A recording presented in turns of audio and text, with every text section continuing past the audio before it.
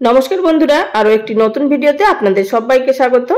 আজ আমি আপনাদের তৈরি করে দেখাবো খেসারি শাক বা কড়াই শাক, যেটাই বলুন, তার একটি ভাজার রেসিপি। আপনারা হয়তো বিভিন্ন ধরনের এই শাকের চচ্চড়ি বা ভাজা তৈরি করে খেয়ে থাকেন। আমি কিভাবে এই শাক দিয়ে ভাজা তৈরি করি সেটাই আপনাদের সঙ্গে আজ শেয়ার করব। তো বন্ধুরা, সবার প্রথমে আপনাদের বলে দিচ্ছি, আমি এখানে আমার পরিমাণ অনুযায়ী কড়াই শাক নিয়ে নিয়েছি। তো এবার যেহেতু কড়াই শাকগুলো কচি আছে, এখন কিন্তু খুব বেশি এগুলোকে বেছে নেওয়ার প্রয়োজন পড়বে না। শুধুমাত্র গোড়ার দিকে যে একটু শক্ত অংশ থাকে সেটিকে বাদ দিয়ে দিচ্ছি। আর যদিও বা এই সময় শাকগুলো একদমই শক্ত হবে না, কারণ এখন একদম ভীষণ কচি আছে। আর যখন একটু শাকগুলো বুড়ো হয়ে যাবে তখন কিন্তু শক্ত হয়ে যাবে, আর শাকের উপরে কিন্তু ফুলও বেরিয়ে আসবে, তখন কিন্তু খেতেও ভালো লাগবে না। তো এইভাবে কচি থাকা অবস্থাতেই শাকগুলোকে রান্না করতে হবে। তো আমি এখানে সমস্ত শাকগুলো ভালোভাবে পরিষ্কার করে বেছে নিয়ে পরিষ্কার জল দিয়ে ধুয়ে নেব এবং ছোট ছোট একদম মিহি করে কেটে নেব। আর তার সঙ্গে আমার লাগছে একটি মাঝারি সাইজের বেগুন। তো বন্ধুরা, আমি এগুলোকে কেটে বেছে নিয়ে চলে যাচ্ছি সরাসরি রান্নাটা তৈরি করার পদ্ধতিতে। গ্যাস ওভেনের উপরে একটি কড়াইয়ের মধ্যে 1 কাপ পরিমাণ জল গরম করতে বসিয়ে দিয়েছি, আর জলটা খুব ভালোভাবে ফুটে উঠেছে। এই পর্যায়ে এর মধ্যে দিয়ে দিচ্ছি স্বাদ মতো নুন, বা এখানে 1 টিস্পুন পরিমাণ নুন ব্যবহার করলাম। আর এই শাকের মধ্যে নুন ব্যবহার করব না, এখানেই পুরো নুনটা ব্যবহার করে নিলাম। এবার আমাদের এই জলের মধ্যে বেগুন এবং শাকটাকে সিদ্ধ করে নিতে হবে। যেহেতু শাকটা কচি আছে, তাই এখানে আগে শাকটা সিদ্ধ করে নেওয়ার প্রয়োজন নেই, একসাথেই বেগুনের সাথে আমি সিদ্ধ করে নিচ্ছি। তো একদম ছোট ছোট করে বেগুনটাও কেটে নিয়েছি আর শাকটাকেও কেটে নিয়েছি। তো ভালোভাবে নাড়াচাড়া করে মিশিয়ে নিলাম।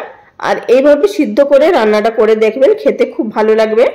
তো গ্যাসের ফ্লেম এবার একদম লোতে করে দিয়ে এটিকে ঢাকা দিয়ে সিদ্ধ করে নেব, যতক্ষণ না বেগুন এবং শাক সিদ্ধ হয়ে যাচ্ছে। তো বন্ধুরা, এবার ঢাকাটা তুলে নিচ্ছি আর আপনাদের দেখিয়ে দিচ্ছি শাক এবং বেগুন সম্পূর্ণ সিদ্ধ হয়ে গেছে, আর পরিমাণেও অনেকটাই কমে গেছে। তো আশা করি দেখে বুঝতে পারছেন অনেকটাই কমে গেছে, আর জলটাও নেই, একদম শুকনো হয়ে গেছে। তো এই পর্যায়ে শাকটিকে নামিয়ে নেব এবং কড়াটাকে ভালো করে আবার পরিষ্কার করে ধুয়ে গ্যাসে বসিয়ে নেব। তো কড়াটাকে জল দিয়ে ধুয়ে নিয়েছি।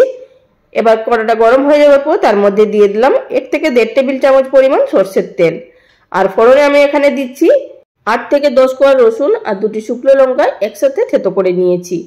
এবার গ্যাসের ফ্লেম লোতে থাকা অবস্থাতে রসুন এবং লঙ্কাটাকে ভেজে নিতে হবে।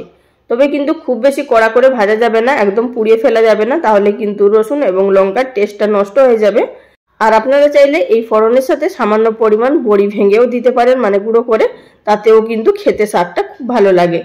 তো যাই হোক, আমার এই সময় হাতের কাছে বড়ি ছিল না, তাই আমি দিতে পারলাম না। আপনাদের কাছে যদি থাকে আপনারা অবশ্যই দিয়ে দেবেন, এতে করে খেতে আরো খুব ভালো লাগবে। তো রসুন এবং লঙ্কাটা ভেজে নেওয়ার পরে এর মধ্যে দিয়ে দিচ্ছি আগে থাকতে সিদ্ধ করে রাখা শাক এবং বেগুনটা। বেগুন এবং শাক দিয়ে দেওয়ার পর ভালোভাবে নাড়াচাড়া করে মিশিয়ে নেব এবং মিনিট 2-3 জন্য ভেজে নেব। তো গ্যাসের ফ্লেম একদম কিন্তু লোতে থাকবে, তা না হলে কিন্তু তলার দিকে লেগে যাবে আর ভাজাটা ভালোভাবে হবে না। তো শাকটা ভেজে নেওয়ার পর এর মধ্যে দিয়ে দিচ্ছি কয়েক দানা চিনি। খুব বেশি চিনি দেওয়ার প্রয়োজন নেই, এই শাকটা কিন্তু খুব মিষ্টি লাগে খেতে।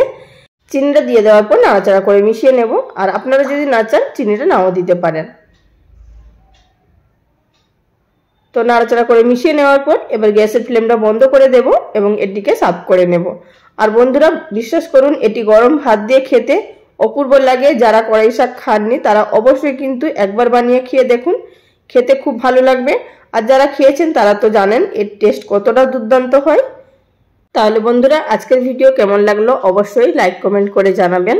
আজ এই পর্যন্ত, আগামী দিন কোনো এক নতুন রেসিপি নিয়ে আবারও হাজির হয়ে যাব। সবাই ভালো থাকবেন, নমস্কার।